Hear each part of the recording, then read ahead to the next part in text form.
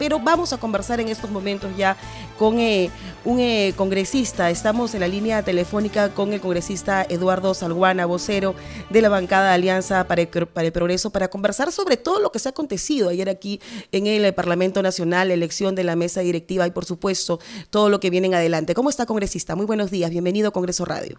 Gisela, buenos días. Gusto de conversar contigo.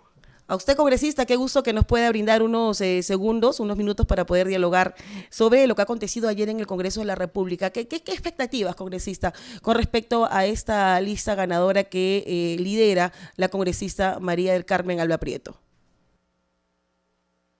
Bueno, creo que la lista que ha conseguido llegar a la mesa directiva tiene toda la voluntad, Gisela, de trabajar de manera concertada con el Poder Ejecutivo. Y segundo, encarar los temas urgentes que necesita el país. Y estos lógicamente pasan por la atención de la pandemia, la reactivación económica, la educación presencial que tiene que ser, ojalá posible, el próximo año, y en general los temas de recesión económica y darle estabilidad política al país. ¿Cómo conseguir, congresista, el consenso requerido para justamente lograr todos estos propósitos que la presidenta del Parlamento en su discurso lo ha mencionado ayer, con unas bancadas diversas y también con un Congreso fraccionado? Bueno, creo que en el discurso la presidenta ha sido clara, ¿no?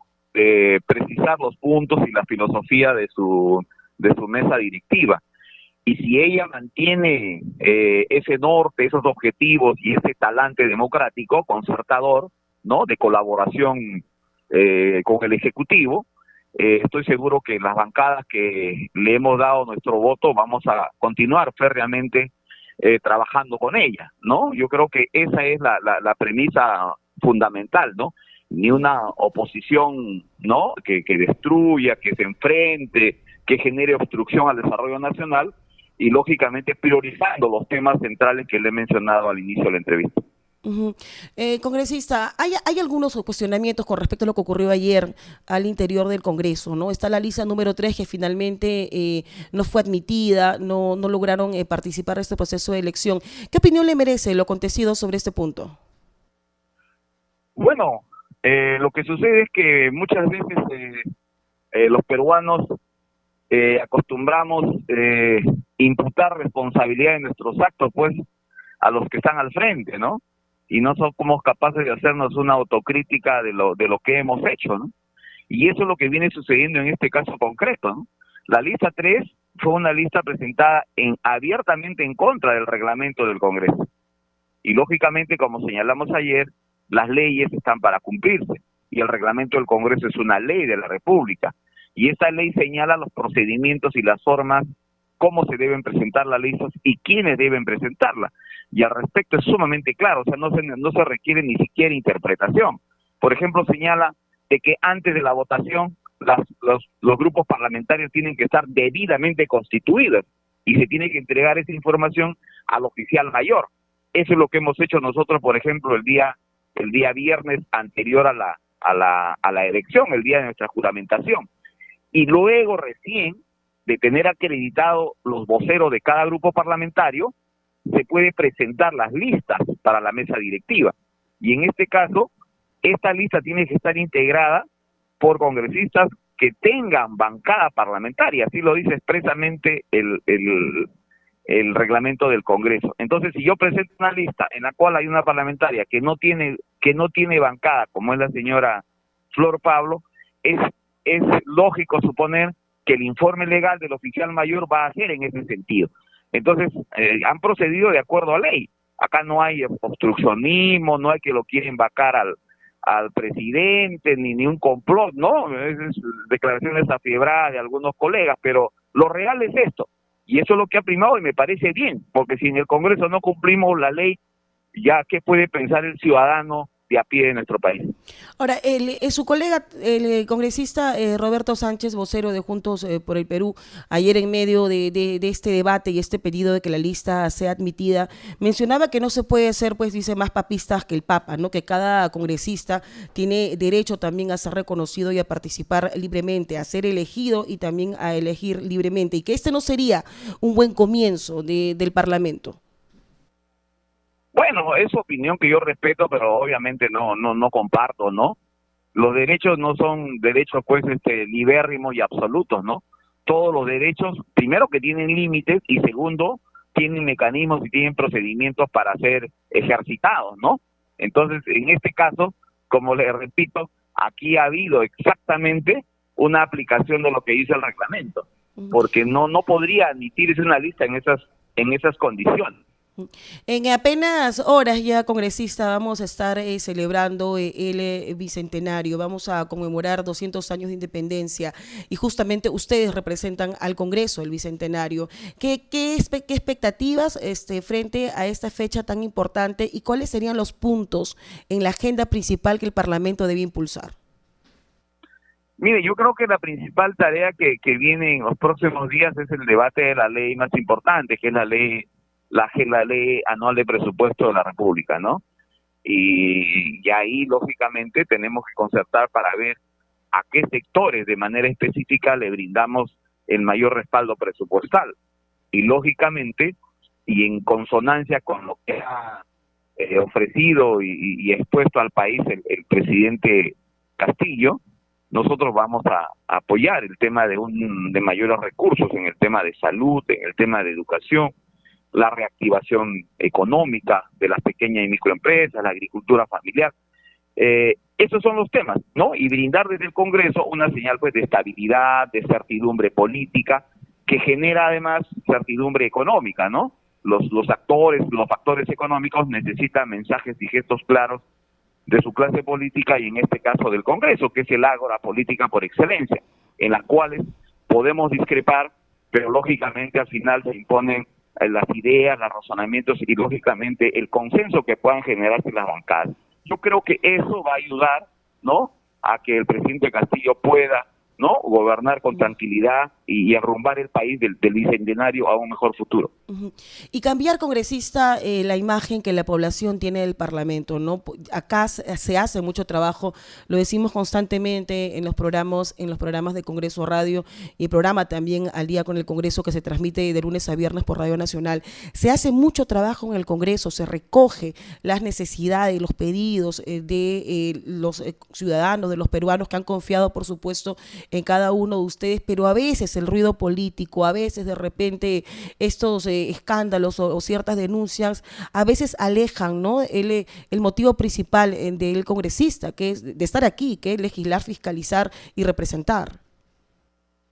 Sí, tiene usted razón. El Congreso los congresistas realizan un trabajo bastante denodado, ¿no? Y a veces eso no se refleja en la opinión de la ciudadanía, porque quizás prima muchas veces aspectos adjetivos, no lo sustancial, ¿no? Si no se refleja o se hace público con mucho mayor estruendo, ¿no?, el cruce de palabras, los enfrentamientos que puede haber, y en los congresos anteriores a veces pues hasta la falta de respeto a los ministros, las adjetivaciones, ¿no? Entonces yo creo que este congreso tiene que evitar eso. Lógicamente que se va a dar quizás intercambio de palabras, frases, en el calor del debate, pero creo que jamás deberíamos perder la perspectiva del respeto mutuo y el respeto a los otros poderes del Estado, ¿no? Y encarar sobre todo los temas centrales. La población no tiene trabajo, millones de personas han perdido su empleo, la informalidad ha crecido, la inversión pública ha decrecido en las provincias, no hay obras, no hay proyectos, o sea, no hay chamba y la gente está preocupada en el día a día, en cómo llevar pan a su familia. Y mientras veo un Congreso que a veces está pues enfrascado en discusiones muchas veces banales y que llegan inclusive pues hasta las adjetivaciones, como lo repito, que no conducen a nada. Por ejemplo, no abonen nada al Congreso lo que ayer señalaban los congresistas de la lista 3, ¿no? Salir a decir que hay un boicot, que se inicia la vacancia del presidente Castillo, que hay una posición de obstrucción del Congreso. etcétera, etcétera, ¿no? Eso, por ejemplo, muestra a la opinión pública que aquí ya pues hay situaciones ya de inestabilidad. Y eso no es cierto. Acá lo que ha habido es estrictamente la aplicación del reglamento, ¿no? Y eso ha sido por la propia negligencia de quienes representan esa bancada en la presentación de esa lista, que además fue hecha a última hora.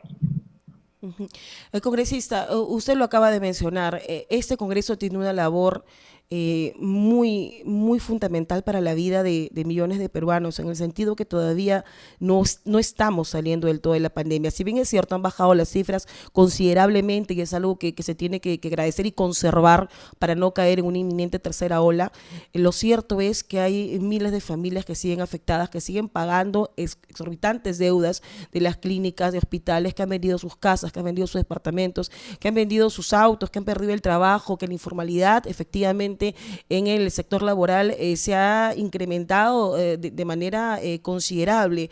Ahora, ayer la presidenta del Parlamento se ha solidarizado con estas familias y ha mencionado, por supuesto, que aquí este Congreso los va a representar, sobre todo porque señala que su gestión va a ser de absoluto respeto a las minorías, de que es consciente de que un Congreso fraccionado con tantas bancadas representa justamente eso, representa de que hay diferencias de opinión o de elección en la población, y eso tiene que reflejarse en el Parlamento y tiene que dejar esas diferencias sobre todo de lado para que puedan impulsar proyectos e iniciativas legislativas que vayan en beneficio de esa población. Por supuesto, por eso le digo, ¿no? Esos son los temas que el presidente Castillo debería centrar su acción gubernamental, ¿no? Y ya he escuchado a algunos voceros mucho más prudentes de Perú Libre en ese sentido, ¿no? Me escuché a la congresista Betsy Chávez de Tacna y me parece muy bien, saludo su objetividad, ¿no? Porque además ese es el dato concreto de la calle reflejado, ¿no? En lo que usted bien ha descrito, ¿no? Gente que ha vendido sus propiedades para salvar la vida de sus familiares, han quedado sin chamba, ¿no? Bancos que obviamente siguen cobrando los intereses, y una situación bastante apremiante, ¿no? Entonces, eso nos tiene que llevar a que el Ejecutivo tiene que iniciar, por ejemplo, el tema de la vacunación masiva tiene que continuar con mucho mayor énfasis. Y en ese sentido, por ejemplo, no es nada bueno que el futuro ministro de Salud, el médico, el doctor Ceballos, se enfrasque en una discusión, intercambio de palabras con el actual ministro de Salud, el señor Ugarte, cuando deberíamos tratar de coordinar, ¿no? O sea, no sé qué sucede con los peruanos, que siempre estamos buscando la manera de enfrentarnos, ¿no? Más aún en un tema tan complicado como es el tema de la vacunación, que tiene que ser masiva, que tiene que intensificarse.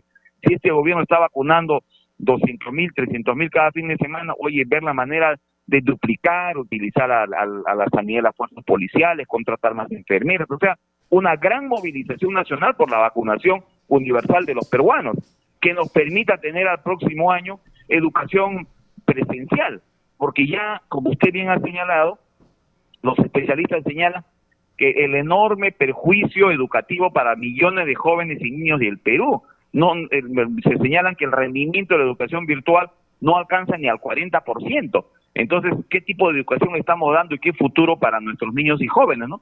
Esos son los temas, señorita, que nos tienen que enfrascar y no seguir discutiendo que asamblea constituyente, que puede ser... Ustedes no van a apoyar esa posibilidad, congresista Salguana. Más adelante. Ustedes no van a apoyar la posibilidad de una asamblea constituyente. Su bancada lo ha analizado. Sí, nosotros no vamos a apoyar. Nosotros tenemos claro de que lo que tenemos que hacer y discutir son reformas constitucionales dentro del marco del artículo 206. El problema de una asamblea constituyente, señorita, es que estamos hablando de cambiar el esquema económico, político y social del país, cambiar el régimen económico, cambiar el régimen político, incorporar quizás reelección presidencial. Esos son los temas de fondo. Porque el día que nosotros conversamos con el presidente Castillo, y le hablo personalmente, conjuntamente con el ingeniero César Acuña, nuestro líder partidario le mencionó directamente, frontalmente, eso al presidente Castillo, le dijo que las reformas que tú quieres hacer, las podemos hacer en el Congreso a través del marco de la Carta Política vigente. Y el presidente le dijo, mira, nosotros queremos esto, le habló de varios temas que son fácilmente reformables y con los cuales nosotros estamos totalmente de acuerdo, ¿no? pero sin embargo, insistir en asamblea constituyente ya implica un esquema político diferente que va a polarizar nuevamente a la sociedad y nos vamos a enfrascar en una discusión de 1, 2, 3 años, y mientras la economía va a decaer, va a haber mayor recesión económica, y siempre al final quien se perjudica es la gente de abajo, la gente del pueblo, en cuyo nombre tanto hablamos.